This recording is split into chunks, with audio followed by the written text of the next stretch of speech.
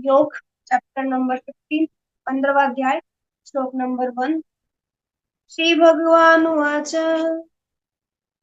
उदरमूलमदशाखम् अश्वत्थं प्राहुर्व्ययम् छन्दांसि यस्य पर्णानि यस्तं वेद स वेदवित्। तो श्री भगवान ने कहा जाता है कि एक शाश्वत अश्वत्थ वृक्ष है जिसकी जड़ें तो ऊपर की ओर है और शाखाएं नीचे की ओर, तथा पत्तियां वैदिक स्रोत है। जो इस वृक्ष को जानता है वह वेदों का ज्ञाता है। तो इसके बहुत सारे अर्थ निकलते हैं। पहले हम प्रभुपाद का तात्पर्य पढ़ते हैं, प्रभुपाद क्या हमें समझा रहे हैं। बहुत बड़ा तात्पर्य दिया हुआ है। देखो, ऐसे इसका एग्जाम्पल्स में हम देखें कि क्यों ऐसा कहा गया। ऐसा कोई वृक्ष हो सकता है आपको लगता है जिसकी जड़ें ऊपर की तरफ है और शाखाएं नीचे की तरफ? कभी देखा आपने ऐसा कुछ? हम क्या देखते हैं, जड़ जमीन में है और शाखाएं आसमान की साइड है ना। लेकिन यहाँ उल्टा बता रहे हैं। देखिए, ऐसा है, ये शाश्वत वृक्ष जिसकी बात हो रही है ये आध्यात्मिक जगत है। इनडायरेक्टली वे में क्या समझाना चाह रहे हैं कि भौतिक जगत जो है वो इस आध्यात्मिक जगत की ही क्या है, ब्रांचेज है। यानी जो एक्चुअल ये जो आपको भौतिक संसार दिखाई दे रहा है, ये भौतिक जगत जो है ये एक्चुअल नहीं है, ये रेप्लिका है। किसकी? आध्यात्मिक जगत जो ऊपर है उसी की एक परछाई रूप है ये भौतिक जगत। इसका मतलब पेड़ की शुरुआत जड़ों से होती है। जो सबसे पुराना होगा, तो जड़ें सबसे पुरानी होती है, पहले जड़ें ही होती है। उसके बाद वट वृक्ष निकलना शुरू होता है, फिर उसकी ब्रांचेस फैल जाती है, राइट। तो आध्यात्मिक जगत जो लोग कहते हैं कि किसने देखा है स्वर्ग और नरक, लोग बोलते हैं किसने देखे हैं भगवान ऊपर के लोग, हम कहाँ जाएंगे कहाँ नहीं जाएंगे, हम बोलते हैं ना, लोग तर्क वितर्क करते हैं हमसे। किसने देखा है? हम तो भौतिक जगत जानते हैं, बस कर्म करो, कोई अच्छे कर्म करो, अच्छा कर्म करो, सब यही चला जाएगा। मजे करो लाइफ में, अगर लाइफ मिली है। ऐसे लोग तर्क वितर्क करते हैं हमसे। उनको ऐसे श्लोक पढ़ा के बता सकते हैं कि ये जो आध्यात्मिक जगत के लिए कहा जा रहा है कि आध्यात्मिक जगत जो ऊपर ओरिजिनल है उसी की रेप्लिका ये भौतिक जगत है ना, उसी की परछाई रूप है ये। वहां जो सब कुछ है ना उसका अंश मात्र इस भौतिक जगत में है, कंप्लीट भौतिक जगत या कुछ भी परमानेंट नहीं है, टेम्पररी। एक पेड़ फिर भी खड़ा रह सकता है लेकिन उसकी ब्रांचेस काट दी जाती है, हम सब जानते हैं। हर पतझड़ के मौसम से पहले सारे पत्ते सूख साख करके नीचे जमीन पे आ जाते हैं। क्या बची रह जाती है? सिर्फ जड़ें। तो ये आध्यात्मिक जगत परमानेंट है, हमेशा जैसा था वैसा ही रहने वाला है। लेकिन जो आज हम चर्चा करते हैं ब्रह्मलोक तक की, ये सारे परमानेंट नहीं है, ये टेम्पररी है। कभी भी हटाए जा सकते हैं, कभी भी प्रलय आ सकती है, इनको विनष्ट किया जा सकता है। ये भौतिक जगत भी हटाया जा सकता है, खत्म किया जा सकता है कंप्लीट, और दोबारा बसाया जा सकता है। लेकिन आध्यात्मिक जगत जैसा था अनादि काल से वैसा ही है और आगे अनादि काल तक वैसा ही रहने वाला है। कोई परिवर्तन नहीं आया। इस पेड़ का एग्जाम्पल इस तरीके से दिया है। और जो ये बात जानता हो कि भौतिक जगत से परछाई रूप में है, वो ही वेदों का असली ज्ञाता है। नहीं तो क्या मतलब वेद पढ़ के जिसने समझा ही नहीं कि भौतिक जगत तो टेम्पररी है, जिसमें आप आए हो कुछ 60-70 वर्ष के लिए तो आए हो। लेकिन आपकी उम्र तो अनगिनत है जिसकी कोई गिनती नहीं है, ना आदि है ना अंत है। नहीं पता आत्मा ने कब जन्म लिया था और कब खत्म होगी, हमें कुछ नहीं पता। उसके लिए ये संसार नहीं है, वो आध्यात्मिक जगत है जहाँ पर भगवान जैसा अनादि और अंत नहीं है भगवान का, वैसे ही हमारा भी कोई आदि और अंत नहीं है, यानी आत्मा का। शरीर तो आज है कल नहीं है, इसलिए इसका तात्पर्य समझा रहे हैं प्रभुपाद। जय श्रील प्रभुपाद। भक्ति योग की महत्ता की विवेचना के बाद यह पूछा जा सकता है कि वेदों का क्या प्रयोजन है, क्या मतलब निकला चार वेदों को लिखने का। क्या चलो हमसे हमें क्या समझाना चाहते हैं वेदों को देख। इस अध्याय में बताया गया है कि वैदिक अध्ययन का प्रयोजन कृष्ण को समझना है। हम क्यों पढ़ते हैं, शास्त्र अध्ययन क्यों कर रहे हैं हम? अरे हम अगर स्कूल जाकर के नॉलेज भी ले रहे हैं, ज्ञान भी ले रहे हैं, तो उस ज्ञान का प्रयोजन क्या है, क्यों लेना चाहते हैं अब ज्ञान? इसलिए कि हम दो चार पैसे कमा ले, छोटी मोटी जॉब कर ले? नहीं, इसलिए क्योंकि हम कृष्ण को समझना चाहते हैं। इस ज्ञान को लेकर हम जानना चाहते हैं। आज गुरु महाराज लेक्चर में बता रहे थे सुबह बारे में, तीन चीजें इंपॉर्टेंट है आप समझ लीजिए। अगर कोई ये समझ जाए कि मैं कौन हूँ, भगवान कौन है, और ये संसार क्या है, अगर आप ये तीन चीजें समझ जाएं तो आपका जीवन सार्थक है। मैं कौन हूं, तो हम आत्मा है। हमारा क्या संबंध है भगवान से, भगवान कौन है, और ये संसार क्या है। अगर आप इतना समझ जाएं तो बहुत है, ये कंप्लीट ट्रूथ है। अगर कोई नॉलेज ले रहा है ना तो सिर्फ इन तीनों प्रश्नों के आंसर जान ले, बाकी उसको कुछ जानने की आवश्यकता नहीं। अगर आप इतना समझ जाते, तो यही कह रहे हैं कि इन सारे वेदों को पढ़ने का प्रयोजन क्या है, तो प्रयोजन ये है कि कृष्ण को समझना। अतः जो कृष्ण भावना भवित है, जो भक्ति में रत है, वह वेदों को पहले से जानता है। और जो लोग हमारे आसपास दिखाई देते हैं ना, शास्त्रों को बहुत अच्छे से प्रेजेंटेशन दे करके हमें समझाते हैं, जिनको एक एक श्लोक अपने हाथ पर रटे हुए हैं, वो पहले से ही कृष्ण भावना भवित है ना। उनको आप अपने हिसाब का मत समझिए कि उनका जन्म भी इसी धरती पर हमारे साथ या कुछ समय पहले हुआ हमसे, लेकिन वो शास्त्र ज्ञानी कैसे हुए। तो पहले से कृष्णा भावना भवित है, इसलिए आज उनको इतना नॉलेज, इतना ज्ञान, जो हमें आज ज्ञान देते हैं, हमारे मेंटोर, काउंसलर, शिक्षा गुरु, दीक्षा गुरु, ज्ञान।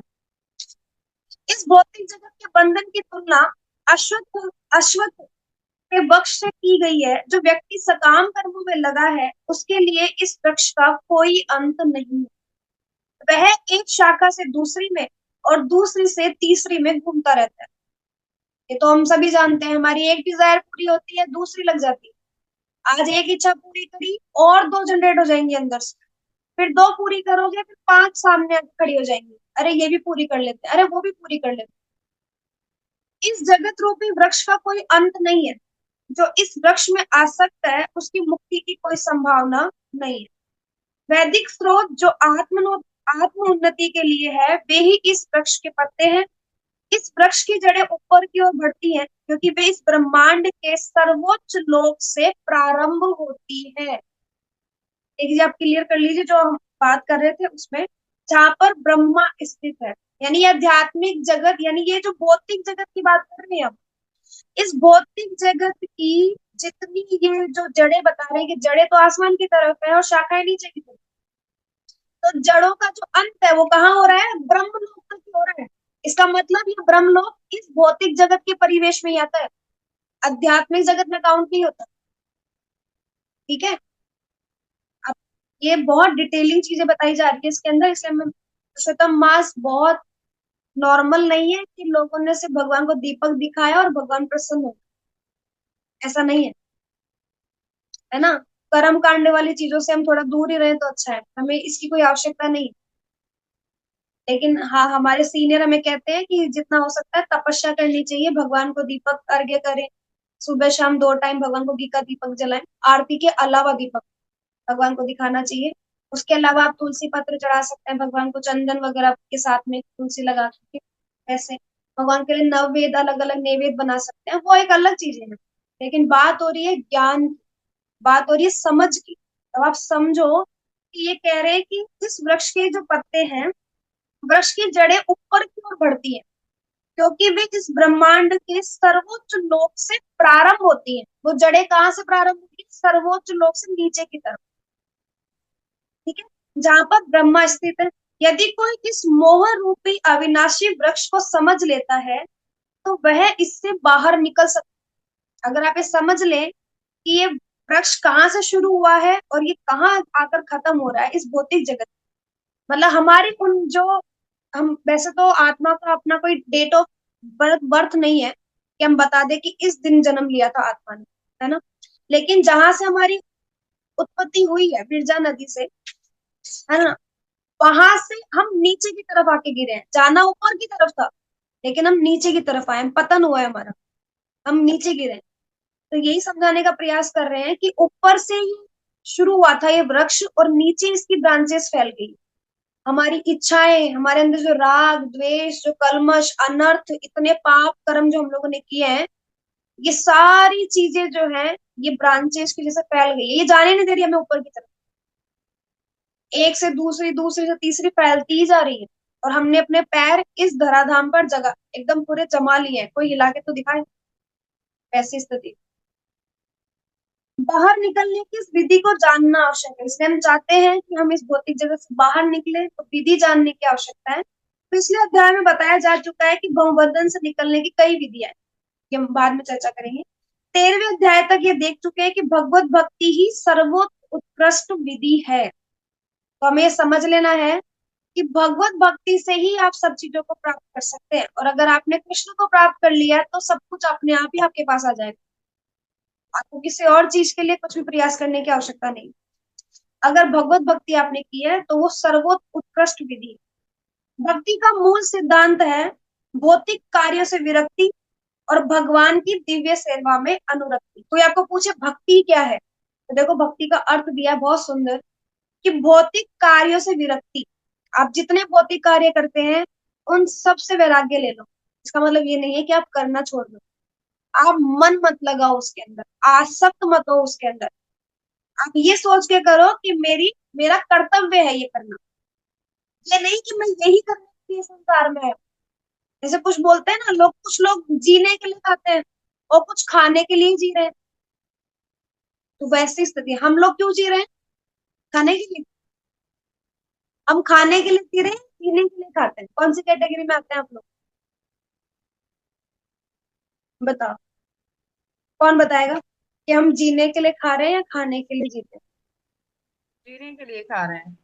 हैं? जीने के लिए खा रहे हैं, तो हम जीने के लिए खा रहे हैं ना, ताकि एटलीस्ट हमारा ये जो शरीर है, जो ये यंत्र है ना, इसको चलाया जा सके। अंदर बैठी जो ड्राइवर है आत्मा, उसको बेचारे को ये बॉडी में ही कुछ नहीं होगा तो क्या चलाएगा वो, कैसे चलेगा वो अंदर। इसलिए तो इस यंत्र चलता रहे हमारा, ये जो बॉडी हमें मिली है, ये साधन है हमारे तरीके से, इस साधन को चलाना आवश्यक है ताकि हमारी साधना होती रहे। तो हम जीने के लिए खा नहीं रहे, जीने के लिए ही खा रहे हैं, खाने के लिए नहीं जी रहे। लोग, कुछ लोग तो खाने के लिए जीते, सुबह नहाएंगे धोएंगे नहीं, सबसे पहले खाना, फिर नहाने के बाद फिर खाना, फिर थोड़ा दोपहर 2 घंटे बीत गए फिर खाना, फिर शाम को बाहर गए फिर खाना, फिर घर में लौट कर आए फिर खाना, और सोने से पहले अरे थोड़ा और भूख लग रही, अरे कितना खाओगे भाई। खाने के लिए जी रहे हैं कुछ लोग। ठीक है? तो कुछ लोग तो ऐसे होते हैं जो मतलब दो, अगर शादी में से इनविटेशन आ जाए ना तो 2-3 दिन तक घर में खाना बंद कर देते हैं, अरे बहुत खाएंगे शादी में से इनविटेशन आए, ऐसे लोग भी होते हैं। काफी बार देखे जाते हैं आसपास। कुछ लोग मजाक में बोल देते हैं कि अरे मैं 2 दिन तो, मैं तो बिल्कुल एकदम नमक के को करूंगा गरारे, और फिर जाके हम लोग जो है मस्त एकदम खाना खा के आएंगे, हमारी इनविटेशन आया शादी। तो ऐसे लोग भी होते हैं। चलो उसमें नहीं जाएंगे, सीरियस चर्चा कर रहे हैं तो सीरियस ही रहता है थोड़ा। तो भौतिक कार्यों में विरक्ति होनी चाहिए हमारे अंदर। मतलब हम कर तो रहे हैं लेकिन कर्तव्य समझ के करें, कि हाँ भगवान ने हमें रिस्पॉन्सिबिलिटी दी है इस परिवार की, घर की, जो रिश्ते हैं उसकी, जो फैमिली है, बस दैट्स इट। रिश्तेदारों के लिए नहीं, ठीक है, उतनी। तो आप अगर उतना कर रहे हैं, लेकिन हाँ ये सोच के कर रहे हैं कि कृष्ण ने रिस्पॉन्सिबिलिटी दी है वो निभा रहा हूँ, बस ये लोग मेरे नहीं है, ये मुझे कृष्ण ने दिए हैं, इतने ही होना चाहिए। उनके अंदर आसक्ति नहीं रखनी, तो भौतिक कार्यों से आसक्ति फिर नहीं होगी आप, क्योंकि आप उनके लिए जो भी कर्म करोगे आप कृष्ण के लिए कर रहे हो। तो भौतिक कार्यों से विरक्ति होनी चाहिए और भगवान की दिव्य सेवा में अनुरक्ति होनी चाहिए। और हमारी इतनी हैसियत नहीं है कि हम डायरेक्टली भगवान की सेवा कर पाए, इसलिए हमें अपने गुरुजनों की और शुद्ध भक्तों की सेवा करनी चाहिए। यही हमारा मतलब ध्येय होना चाहिए, टारगेट यही होना चाहिए। क्योंकि शुद्ध भक्त है अभी हमारे आसपास, जो इस धराधाम पर हमें दिखाई दे रहे हैं, जिनका एसोसिएशन हमें मिलता है।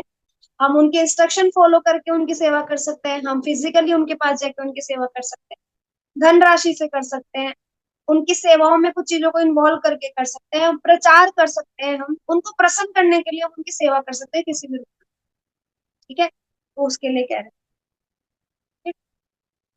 तो भक्ति का मूल यही है, भौतिक कार्यों से विरक्ति और भगवान की दिव्य सेवा में अनुरक्ति। बिना सेवा करे नींद नहीं आनी चाहिए, एक दिन में नहीं जाना चाहिए बिना सेवा किए। इसको बोलते हैं अनुरक्ति। आपके अंदर इस लालसा बढ़नी चाहिए, अरे आज सेवा नहीं की, अरे आज काश आज सेवा मिल जाए, कोई कोई तो सेवा मिल जाए, रात होने वाली है, पूरा दिन खत्म हो गया, सेवा नहीं मिली, कोई सेवा तो मिल जाए, ऐसी प्रार्थना करनी चाहिए। उसके बिना नहीं सोना चाहिए, नींद भी नहीं आनी चाहिए, ऐसी सेवा में अनुरक्ति होनी चाहिए।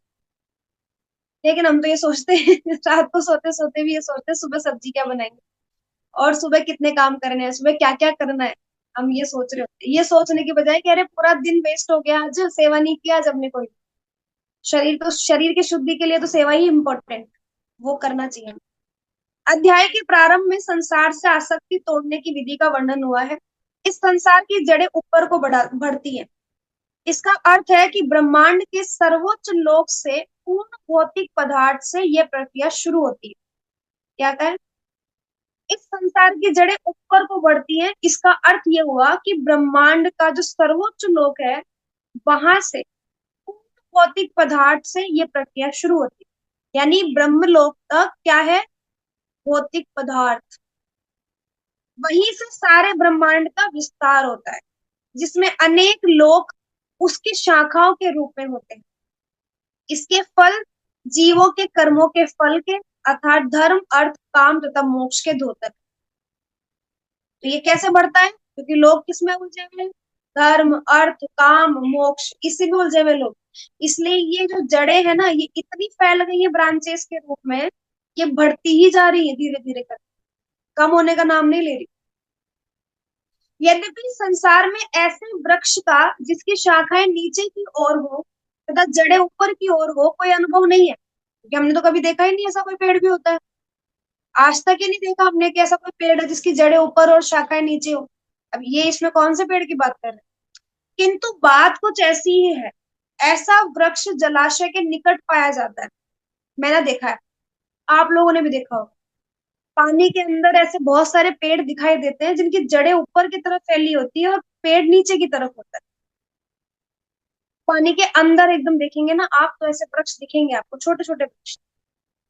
देखो एग्जाम्पल दे रहे हैं। ऐसा वृक्ष जलाशय के निकट पाया जा सकता है। हम देख सकते हैं जलाशय के तट पर उगे वृक्ष का प्रतिबिंब जल में पड़ता है तो उसकी जड़ें ऊपर तथा शाखाएं नीचे की ओर दिखती है। और दूसरा एग्जाम्पल दे रहे हैं कि जब मान लो नदी के किनारे वो पेड़ है ना, तो उस उल्टा दिखाई देता है पेड़ काफी बार। कैसे? पेड़ ऊपर की तरफ दिख रहा होता है, जड़ें और शाखाएं नीचे की तरफ दिख रही होती है, क्योंकि उसकी रेप्लिका बन जाती है, रिफ्लेक्शन। समझ गए आप? रिफ्लेक्शन दिख जाता है उसको। जैसे हम मिरर के सामने खड़े होते हैं, तो हम जैसे खड़े हैं ना, जैसे मान लो अगर हमने राइट साइड में कोई कोई बैच लगा रखा है, तो आप अगर मिरर में देखेंगे तो आपको अपने लेफ्ट साइड में पैच दिखाई देगा, यानी आपका अपोजिट हो जाता है सामने। सेम एज इट इज, जब आप अपनी परछाई को पानी में देखते हैं तो भी आप अपोजिट दिखते हैं खुद को। वैसे ही अगर पेड़ की परछाई, आप पेड़ की परछाई पानी में देखोगे तो वो भी आपको उल्टा ही दिखेगा, है ना? कि पानी जो जड़ें हैं पेड़ की वो किसके अंदर जा रही है? पानी के अंदर जा रही है जैसे, ऐसा दिखेगा। तो ये प्रतिबिंब बता रहे हैं। तो देखो क्या करता है, इसके एग्जाम्पल दे रहे हैं। दूसरे शब्दों में यह जगत रूपी वृक्ष आध्यात्मिक जगत रूपी वास्तविक वृक्ष का प्रतिबिंब मात्र है। इस ये बहुत इंपॉर्टेंट लाइन है। जो लोग कहते हैं ना ये भौतिक जगत सत्य है, सब कुछ यही है, नरक स्वर्ग हम नहीं जानते, देखो आध्यात्मिक जगत का ही जो वास्तविक जगत है, जो वास्तविक वृक्ष है, वो है आध्यात्मिक जगत। उसकी परछाई है ये भौतिक जगत, प्रतिबिंब मात्र है बस। इस आध्यात्मिक जगत का प्रतिबिंब हमारी इच्छाओं में स्थित है। जिस प्रकार वृक्ष का प्रतिबिंब जल में रहता है, इच्छा ही इस भौतिक जगत से बाहर निकलना चाहता है। इच्छा ही इस प्रतिबिंबित भौतिक प्रकाश में वस्तुओं के स्थित होने का कारण है। जो व्यक्ति इस भौतिक जगत से बाहर निकलना चाहता है, उसे वैश्लेषिक अध्ययन के माध्यम से इस वृक्ष को भली भांति जान लेना चाहिए। फिर वह इस वृक्ष से अपना संबंध विच्छेद कर सकता है। तो देखो ये भौतिक जगत बनता ही नहीं। भौतिक जगत बना कैसे? क्योंकि हमने पहले भी चर्चा की थी, नित्य बद्ध नित्य सिद्ध और नित्य मुक्त, है ना? तो नित्य सिद्ध भी हटा दो। दो इम्पोर्टेंट जीवों की रचना यहाँ पर हुई उस टाइम पे जब उनकी उत्पत्ति हुई, जब भी जिस भी समय। तो दो इम्पोर्टेंट यहाँ पर कैटेगरीज है। पहला है नित्य बद्ध जो हम है, और दूसरा नित्य मुक्त जो कभी संसार में आया ही नहीं। ठीक है? अब जो नित्य बद्ध है, हम लोगों ने खुद से चूज किया भगवान की सेवा ना करके खुद को खुद स्वामित्व में रहना और खुद रसों का स्वाद लेने के लिए। हमें ये था कि हम भी स्वामी बने, इसलिए भगवान ने हमारी इच्छाओं को देखते हुए इस भौतिक जगत की रचना की कि जाओ, बन जाओ स्वामी, रहो अपने अपने चीजों के लिए स्वामी बनो, है ना, और जाकर राज करो अपने। लेकिन क्या हो रहा है, दुख ही मिल रहा है, क्योंकि असली सुख तो यहाँ है ही नहीं, क्योंकि डिजायर्स कभी खत्म होती नहीं, है ना। तो सुख तो मिलना है नहीं।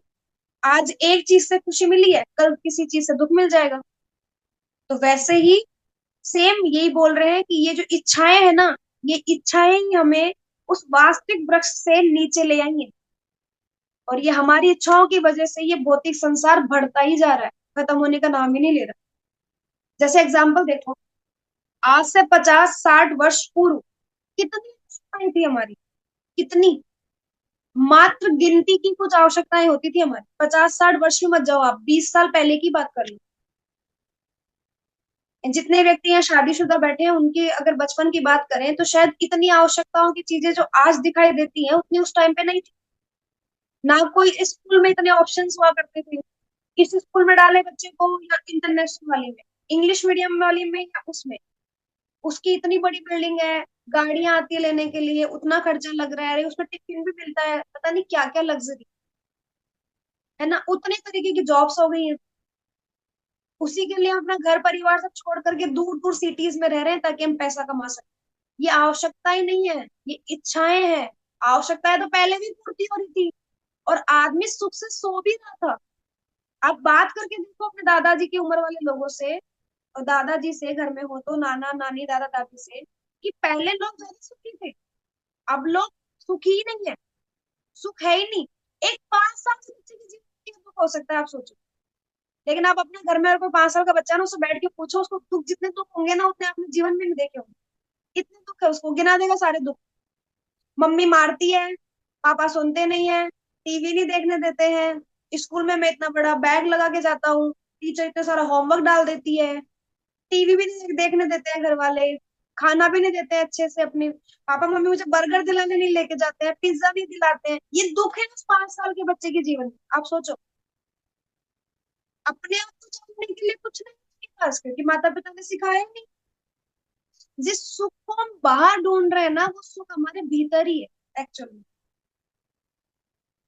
और हम ढूंढ उसको बाहर रहे हैं। इसलिए हर छोटे से बच्चे से लेकर के 80 वर्ष का आदमी जो बेड रेस्ट पर होगा ना, वो भी दुखी है। वो मरते मरते भी सुख नहीं पा रहा, सोचो। अभी भी उसके अंदर इच्छाएं है ना कि मैं कब स्वस्थ हो जाऊं, मैं ये कर लूं, मैं वो कर लूं, मैं वो खत्म कर दूं, वो काम कर लूं। अभी भी उसके अंदर इच्छाएं हैं। ये इच्छाएं ही है जो हमें उस आध्यात्मिक जगत से इस धराधाम पर ले आई है, इस धरा में, इस भौतिक जगत में, जो कुछ नहीं है, सिर्फ दुखालयम ही है। लेकिन हम ढूंढ उस सुख को बाहर की तरफ रहे, जबकि वो है अंदर की तरफ। जैसे वो मृग में वो कस्तूरी आती है ना, सुना होगा ना, हिरण में कस्तूरी आती है, मृग। वो कस्तूरी की खुशबू इतनी तेज होती है, इतने किलोमीटर तक जारी होती है। वो मृग उस कस्तूरी को ढूंढ रहा है, अरे ये पता ही नहीं उसी के पेट में। वैसी स्थिति हमारी सेम। तो हम समझते नहीं है, जिस टाइम पर हम लेक्चर सुन रहे होते हैं ना, उस टाइम तो हमें ऐसा लगता है अरे वाह माता जी क्या बता रही है, एकदम बहुत शानदार एकदम, है ना। लेकिन जैसे ही बात आती है लेक्चर खत्म होने के जस्ट बाद, तो सब कुछ गया ऊपर से, और क्लास अपनी जगह, क्लास को क्लास में ही छोड़ दो और वापस लग जाओ अपने भौतिक जगत के कामों में। विचार भी नहीं करते फिर हम। तो उससे काम नहीं बनने वाला है। जो सुन रहे हैं उसका चिंतन आवश्यक है। उसको सुनो, समझो, और धीरे धीरे करके अपनी भौतिक आवश्यकताएं कम कर दो।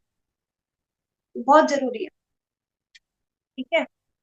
आज हमारे ग्रुप में बहुत हंसमुख डिवोटी है, नवीन प्रभु जी हमारे दिल्ली के। और आज क्लास में सबसे ज्यादा आनंद उन्हीं को ही आ रहा है।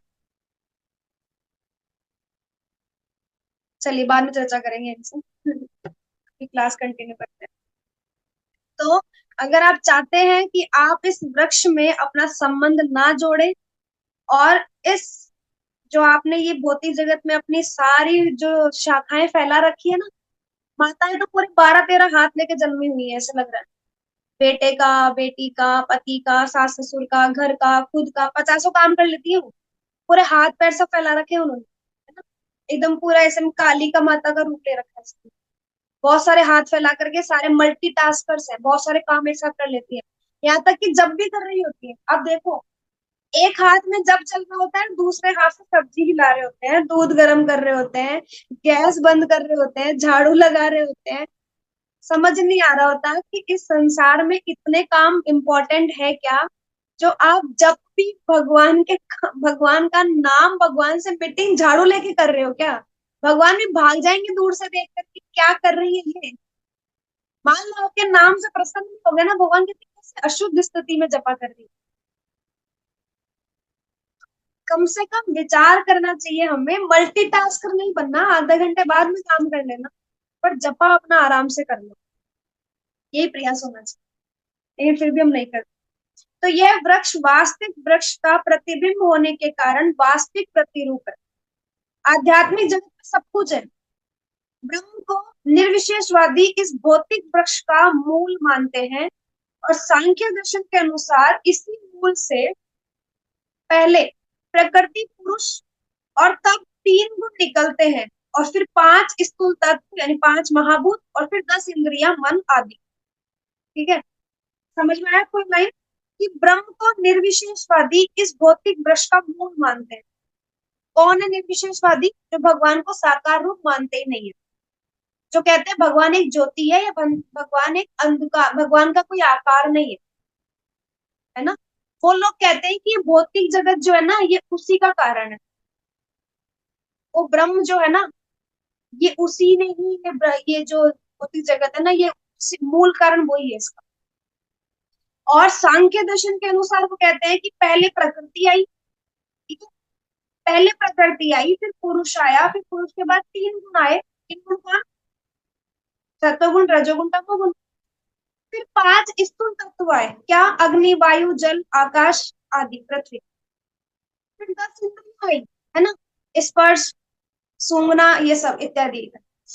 इस प्रकार वे सारे संसार को 24 तत्वों में विभाजित करते हैं। ये सारे 24 तत्व। यदि ब्रह्म समस्त अभिव्यक्तियों का केंद्र है, तो एक प्रकार से ये भौतिक जगत 180 अंश गोलार्ध में है, और दूसरे 180 अंश गोलार्ध में आध्यात्मिक जगत है। चूंकि ये भौतिक जगत उल्टा प्रतिबिंब है, अतः आध्यात्मिक जगत में भी इसी प्रकार की विविधता होनी चाहिए। प्रकृति परमेश्वर की बहिरंगा शक्ति है, और पुरुष साक्षात परमेश्वर। देखो यहाँ तक समझते हैं, थोड़ा सा डीप है, क्योंकि अभी हम सेकंड चैप्टर में ही चल रहे हैं और डायरेक्टली 15 चैप्टर में आ गए हैं। थोड़ा सा सिद्धांत और थोड़ा फिलोसॉफी आई है यहाँ पर, तो आप थोड़ा हैक्टिक मत लो इसको। दोबारा भी हम जब कंटिन्यूटी में पढ़ेंगे तो पढ़ेंगे, लेकिन अभी हम पुरुषोत्तम मास के हिसाब से पढ़ रहे हैं। तो मैं थोड़ा बेसिक बेसिक समझा देती हूँ आपको कि क्या कहना चाह रहे हैं। 24 तत्वों की गिनती इन्होंने करवाई पहले आपको ना। 24 तत्वों में से प्रकृति, पुरुष, है ना, फिर आपके तीन गुण, फिर पांच स्थूल तत्व, फिर 10 इंद्रियां आदि, इनको 24 तत्व कहा गया। ये 24 तत्व क्या है? पूरे ब्रह्मांड, जीव जो सब बने हुए हैं, वो किन 24 तत्वों से मिलके बने हुए हैं, इसकी बात बताई जा रही है। अब ये कह रहे हैं कि मान लो अगर ये समस्त अभिव्यक्तियों का केंद्र है, ये सारी, तो एक प्रकार से तो भौतिक जगत कैसा हो गया? ऐसा हो गया जैसे मान लो, फॉर एग्जाम्पल, जैसे ढक्कन है ना, अब ये पूरा गोल है, राइट। हमारे कहने का मतलब ये है कि ऊपर जो हम बोल रहे हैं कि इसके ऊपर आध्यात्मिक जगत है और उसके नीचे भौतिक जगत है, ठीक है। इसका मतलब ये हुआ कि बीच में हम एक लाइन बना दें। आप सबने मैथ पढ़ी है, 360 हो गया ये, राइट। 360 है ना ये। अगर बीच में मैं एक लाइन बना दूं तो क्या हो जाएगा? 180 ऊपर, 180 नीचे, यही होगा, यही होगा ना। 180 ऊपर, 180 नीचे, भाई जिन लोगों ने मैथ पढ़ी हो तो समझ सकते हैं। तो जी अगर बिल्कुल। अगर नीचे पानी है, आधे हिस्से में पानी है, और अगर इसकी परछाई इसमें पड़ रही, तो जितना ऊपर है उतना नीचे। डिफरेंस नहीं होना चाहिए ना कोई भी। कहने का मतलब यही हुआ। अगर किसी की परछाई, जैसे मैं हूं, अगर मेरी परछाई पानी में पड़ रही है, तो जैसी मैं अब दिख रही हूँ, दोनों कान सही सलामत है, दोनों आंखें, नाक, मुंह सब, तो पानी की परछाई में सेम ही दिखेगा ना। कान दोनों में से एक थोड़ी हो जाएगा, आंखों में से एक थोड़ी हो जाएगा। सेम ही दिखेगा, सेम ही रेप्लिका होगी। तो ये समझाने की प्रयास कर रहे हैं कि जो ऊपर है वही नीचे होना चाहिए था। आप कह रहे हो कि आध्यात्मिक जगत सत्य है, तो फिर भौतिक जगत में भी जो सारी चीजें दिख रही है हमें, वो सब एज इट इज होनी चाहिए, और जो ऊपर है वही नीचे होना चाहिए। लेकिन देखो यहाँ क्या कह रहे हैं, चूंकि ये भौतिक जगत उल्टा प्रतिबिंब है, और आध्यात्मिक जगत में भी इसी प्रकार की विविधता होनी चाहिए।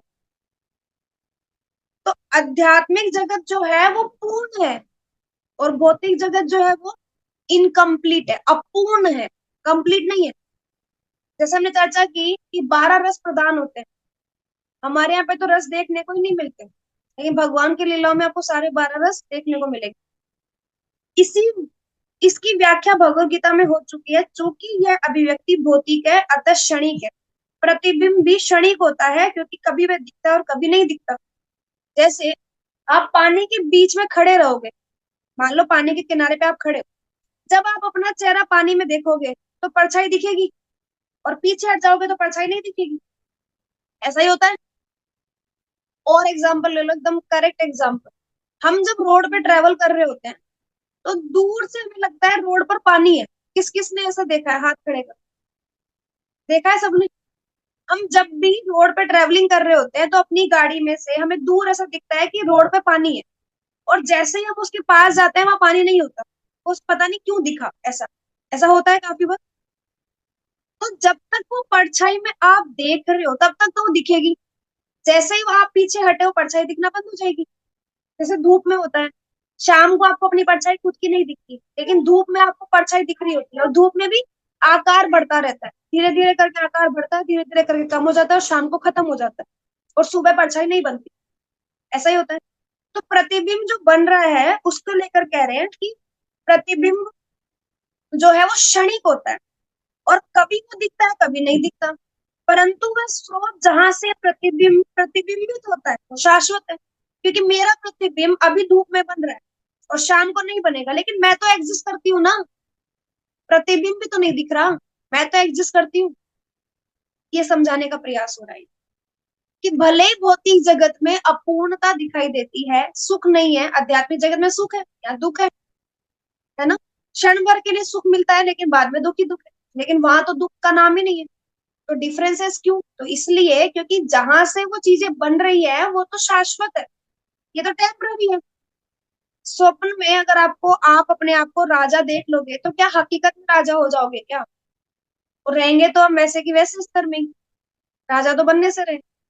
तो हम, जो चीज पहले से परमानेंट है और उसका रेप्लिका फॉर्म नीचे है, प्रतिबिंब है, उन दोनों का कंपैरिजन नहीं हो सकता, पॉसिबल ही नहीं। कोई व्यक्ति मुझे चाटा मार सकता है, पर परछाई को मार सकता है क्या? नहीं मार सकता, क्योंकि वो कुछ समय है, उसके बाद में वो नहीं रहेगी।